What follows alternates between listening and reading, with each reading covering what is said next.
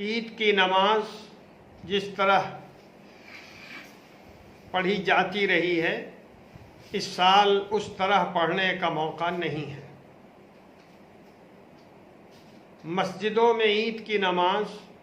جس طرح جمعہ کی نماز ابھی پڑھی جا رہی ہے 3-4 افراد کے ساتھ، اسی طرح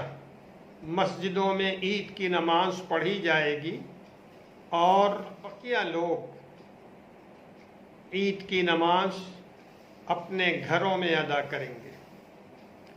یہ خیال رہے کہ عید کی نماز کی ادائیگی واجب ہے اور اس میں عید کی نماز کے بعد جو خطبہ دیا جاتا ہے وہ سنت ہے۔ اس کا بھی خیال رکھیے کہ عید کی نماز میں جو کم سے کم تعداد ہے وہ امام کو چھوڑ کر 3 آدمیوں کا رہنا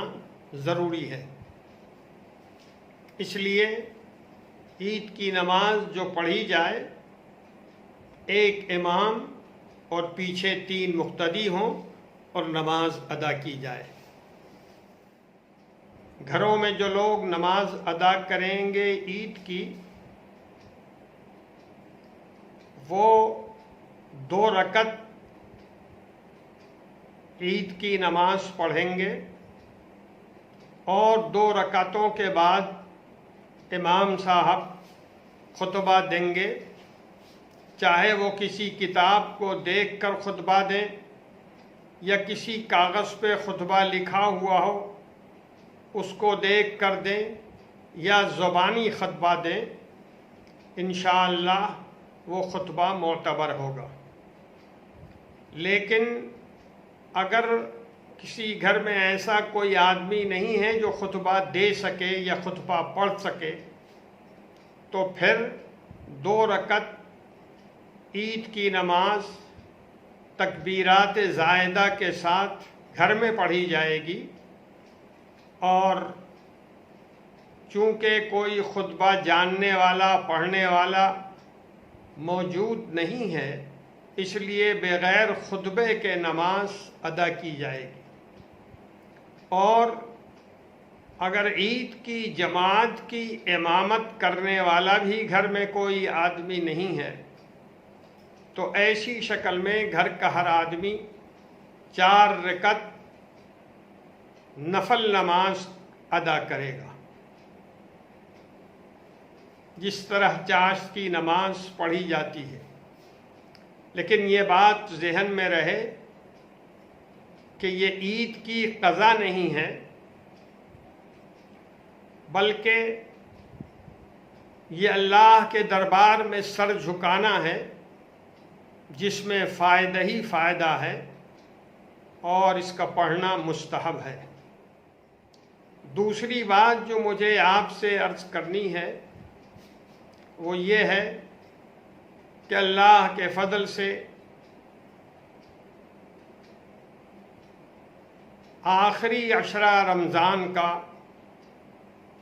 کل شام سے شروع ہو جائے گا، چاہے گھر میں ہوں چاہے مسجد میں ہوں، نماز کا پورا اہتمام کریں ہم لوگ، اور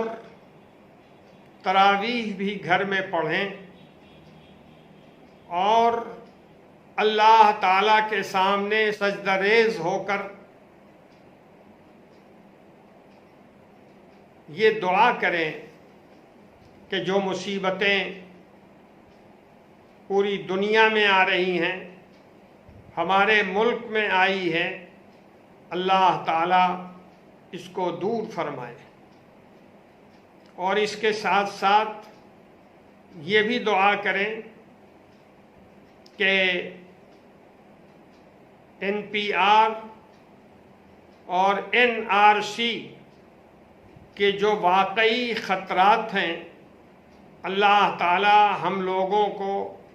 ان سے بھی دور رکھے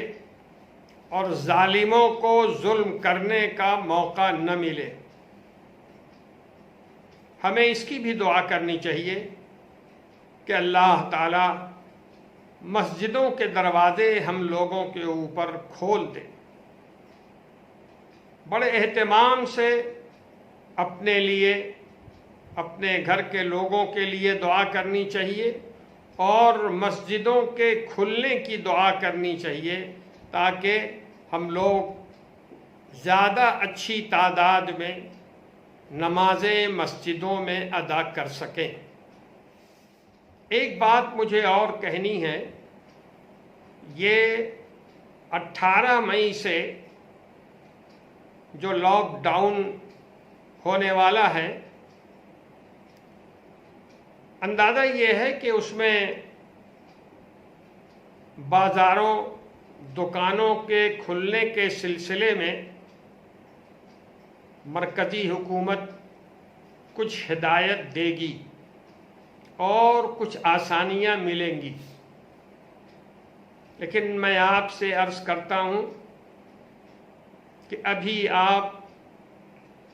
گھروں میں رہیں. میں نے تفصیل سے پہلے یہ بات عرض کی ہے کہ آپ حضرات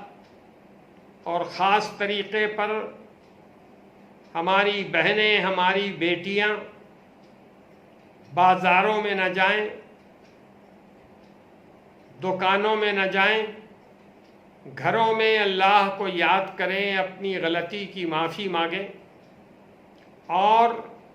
پرانے کپڑوں میں عید منا لیں. یہ بہت اہم بات ہے اور میں نے پہلے بھی آپ کی توجہ اس طرف دلائی ہے. ہمیں گھروں میں رہنا ہے، پرانے کپڑوں میں عید کی نماز پڑھنی ہے، اللہ کو یاد کرنا ہے رمضان کے آخری عشرے میں بہت اہتمام کے ساتھ، اور کوئی ایسی کارروائی نہیں کرنی ہے جس کے نتیجے میں ہمارے آپ کی وجہ سے بازاروں میں بھیڑ بھاڑ ہو یا مسجدوں میں عید کے شوق میں ہم پہنچ جائیں